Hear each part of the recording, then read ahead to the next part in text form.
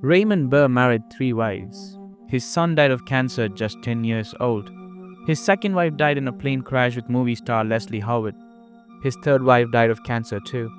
He lived a tumultuous, heartbreaking life. Except none of it was real. The wives were invented. The son never existed.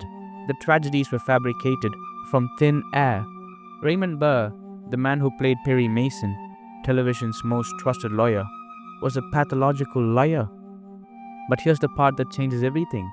If Hollywood had discovered what he was really hiding, they wouldn't have just ended his career. They would have destroyed him completely. If you're over 60, you remember Perry Mason. Saturday nights, 1957 to 1966. 30 million people tuned in every week to watch Raymond Burr defend the innocent and expose the guilty. He was calm. He was brilliant. He was unshakable.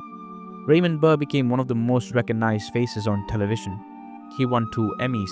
He got a star on the Hollywood Walk of Fame. And for 9 straight years, he was named America's favorite television star. But the public didn't just love Perry Mason. They loved Raymond Burr. They wanted to know about his life, his family, his heartbreak. And Burr gave them exactly what they wanted. He told them about his wives. He told them about his son. He told them about the tragedies that shaped him. And every single word was a lie. Not because he enjoyed lying, not because he was a sociopath, but because the truth, the real truth, would have ended everything. And in 1950s Hollywood, some secrets didn't just cost your career, they cost you your life. Raymond Burr was born on May 21, 1917, in New Westminster, British Columbia, Canada. His full name was William Raymond Stacy Burr, but everyone called him Raymond. His father sold hardware. His mother taught piano. It was ordinary, unremarkable. And maybe that's why Burr spent the rest of his life inventing something more interesting. By the time he was 12, Burr claimed he'd already quit school and moved to New Mexico to work as a ranch hand. Whether that's true or not, no one really knows. Burr said a lot of things. Some of them might have been real. What we do know is that Burr was always big. He weighed 12 pounds at birth. As a child, he was larger than other kids his age. And as a teenager, he was already the size of a grown man. That size would define his entire career. In 1937, Burr joined the Pasadena Playhouse. He started acting on stage, then moved to radio. On radio, his size didn't matter. His deep, smooth voice made him perfect for romantic leads. He played heroes. He played lovers. He played the kind of men women swooned over. But when Hollywood came calling, everything changed. Film producers didn't see a romantic lead. They saw a heavy, a thug, a villain. Burr's size, that thing that had always made him self-conscious, became his ticket into movies. But it came with a cost. For the next decade, Raymond Burr played criminals, killers, and corrupt men. He was the bad guy in film noir classics. He was the villain who never got the girl, and he was always older than he actually was. In one film, he played the father of an actor who was younger than him in real life, and Burr hated it.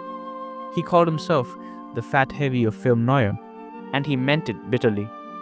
But then, something happened that changed everything. In 1957, Raymond Burr auditioned for a new television show. He wasn't auditioning for the lead, he was auditioning for a supporting role. But the producers saw something in him, something no one else had seen before. The show was called Perry Mason. It was based on a series of novels by Ari Stanley Gardner about a brilliant defense attorney who never lost a case. The producer, Gail Patrick Jackson, was looking for someone to play the district attorney.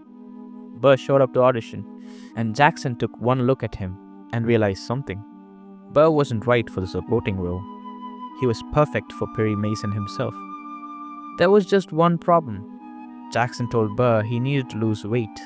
For years, Burr had blamed his weight for the kinds of roles he got. He'd been typecast as the villain because of his size. And now, finally, he had a chance to be the hero, to be the lead. So Burr went on a brutal crash diet. He came back weeks later, slimmer and ready. And when the author of the Perry Mason novels saw Burr's screen test, he stood up and said, "That's Perry Mason." Burr got the role. and his life was never the same. Perry Mason premiered in 1957 and became an instant phenomenon. 30 million people watched every Saturday night. Burr was receiving 3,000 fan letters per week. He was finally a star. But with fame came scrutiny, and with scrutiny came questions. People wanted to know about Raymond Burr's personal life. They wanted to know about his family, his relationships, his past. And that's when the lies started. Burr told reporters that about 10 years earlier, he'd married a fellow actress named Annette Sutherland. He said they'd had a son together. And then, in a tragic twist, Sutherland died in a plane crash, the same crash that killed movie idol Leslie Howard in 1943. It was a heartbreaking story, the kind of tragedy that explained why Burr seemed so private, so guarded. There was just one problem. Annette Sutherland was never on that plane. There's no record of her existence, and there's no record of a son. Burr had invented her. But he didn't stop there. When reporters kept asking questions, Burr invented another wife, Laura Andriana Morgan. She died of cancer, he said. Another tragedy, another reason to stay single. And then he told them about his first marriage, this one actually real, to an actress named Isabella Ward.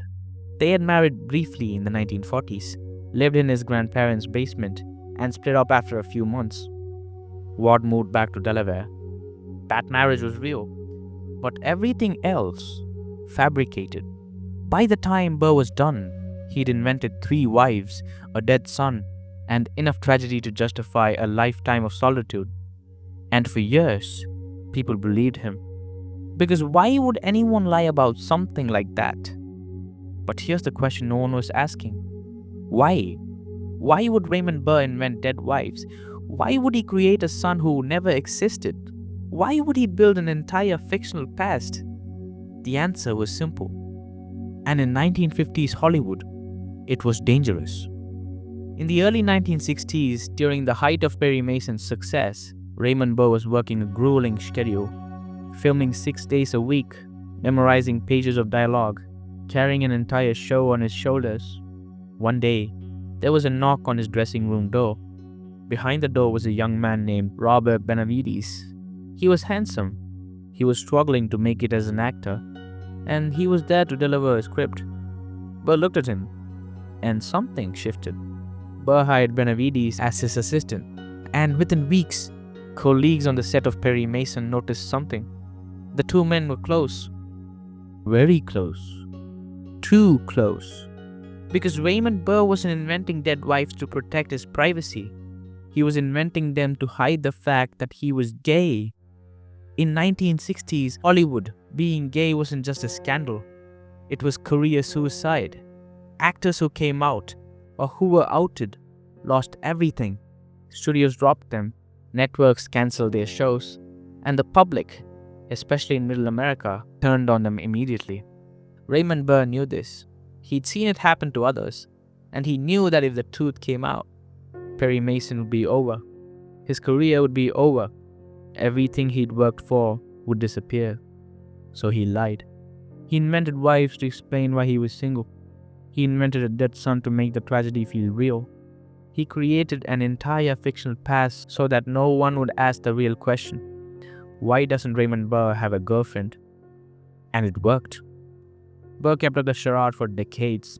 He told reporters he simply didn't have time for romance. Perry Mason took up all his energy. And after Perry Mason ended in 1966, he started another series, Ironside, which ran for 9 years. Another 9 years of excuses.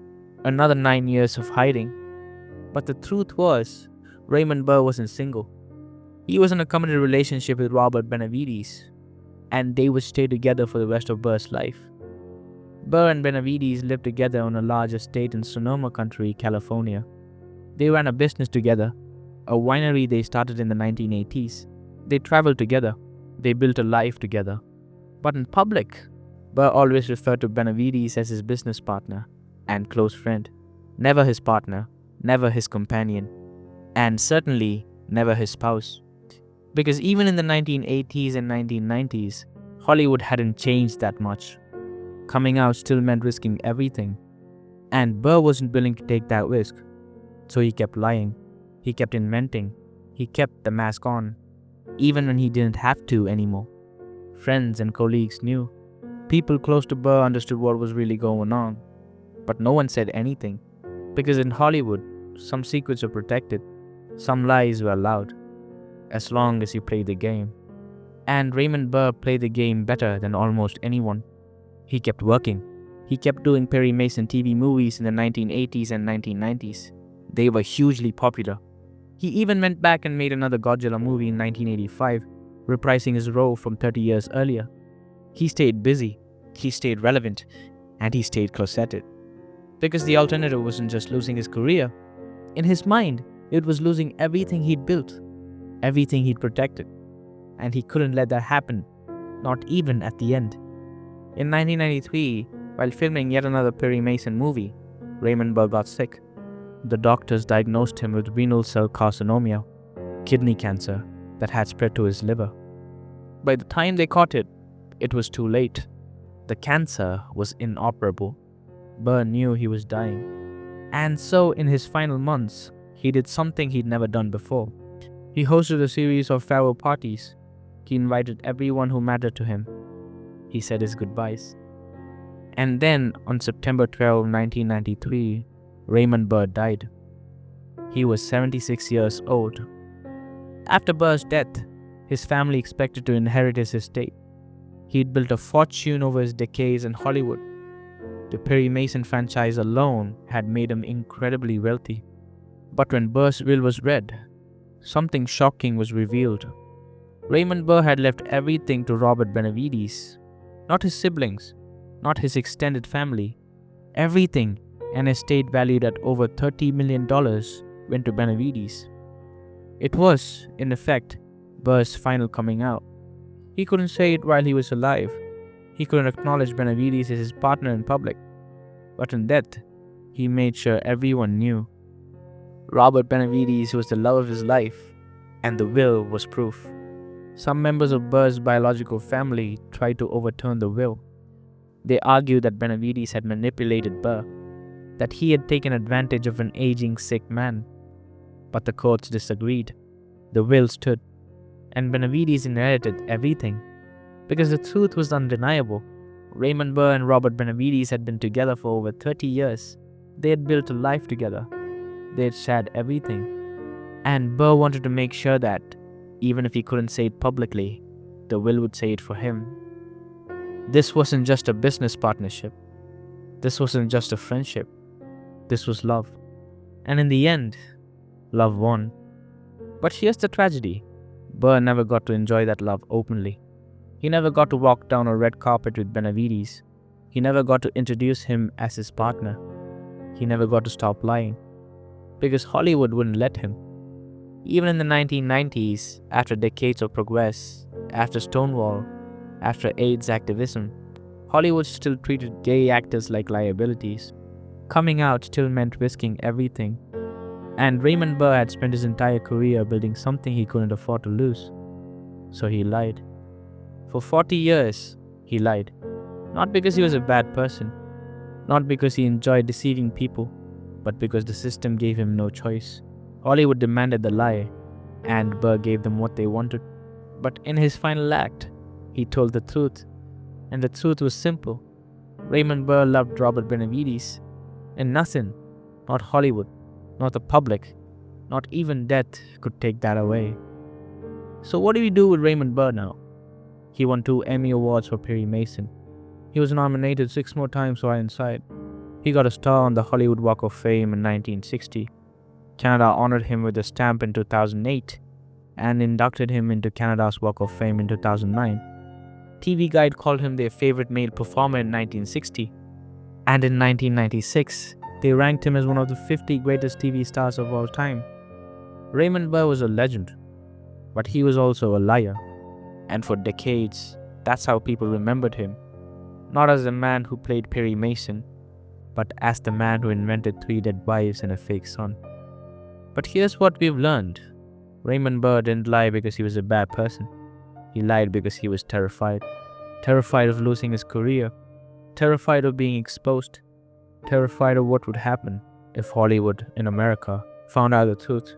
Because in 1950s and 1960s America, being gay wasn't just stigmatized. It was criminalized. It was pathologized. It was treated as a disease, a perversion, a sin. Actors who were out lost everything. Their careers ended. Their reputations were destroyed. And in some cases, they were driven to suicide. Raymond Burr knew this. He'd seen it happen. And he wasn't going to let it happen to him. So he built a fortress of lies. And he lived inside that fortress for 40 years. But here's the part that matters. Inside that fortress, Raymond Burr built a real life. A life with Robert Benavides. A life full of love, partnership, and quiet joy. They had their estate in Sonoma country. They had their winery. They had their friends. They had each other. And for Raymond Burr, that was enough. He didn't get to have the public love story. He didn't get to be open about who he was. But he got to be with the person he loved. And in the end, maybe that's all that mattered. Because the truth is, Hollywood didn't just take something from Raymond Burr. It took something from all of us. We lost a chance to know the real Raymond Burr. We lost a chance to see him live openly. We lost a chance to celebrate his relationship with Benavides while he was alive. Instead, we got the lies. We got the invented wives. We got the fake tragedies. And Raymond Burr paid the price. He spent his entire life pretending, performing, hiding. But in his final act, the will, he told the truth. And the truth was this. Raymond Burr was gay. He was in love. And he spent 40 years protecting that love from a world that would have destroyed him for it. That's not a story of a liar. That's the story of a survivor. Before I let you go, there's one more thing about Raymond Burr that needs to be said. For 40 years, he played the hero on television. Perry Mason, Ironside, characters who stood up for justice, characters who fought for the truth. But in his real life, Raymond Burr couldn't tell the truth. Not about who he was, not about who he loved. And that's the tragedy. Because Raymond Burr wasn't a villain. He wasn't a con man. He was a man who lived in a time when being himself meant losing everything. So he lied. He invented. He created a past that Hollywood could accept. And he spent the rest of his life trapped inside that invention. But here's what Hollywood didn't take from him. His love for Robert Benavides. That was real. That was true. And that lasted until the very end. When Raymond Burr died, he made sure the world knew. The will said what he couldn't say in life. And Robert Benavides got to live the rest of his life knowing that Raymond Burr had chosen him. Publicly, legally, finally. It wasn't the ending Raymond Burr deserved. He deserved to live openly. He deserved to love without fear. He deserved to be himself. But he got something. And for a man who spent his entire life hiding, maybe that was enough. Raymond Burr's story isn't just about lies. It's about survival. It's about love in impossible circumstances. And it's about a system that forced people to choose between their careers and their truth. Hollywood has changed since then, but not enough, and not fast enough. And Raymond Burr paid the price for that. If you want more stories where the mask was necessary and the truth was dangerous, subscribe. Because Hollywood doesn't create legends. It creates survivors who learn to love in the shadows.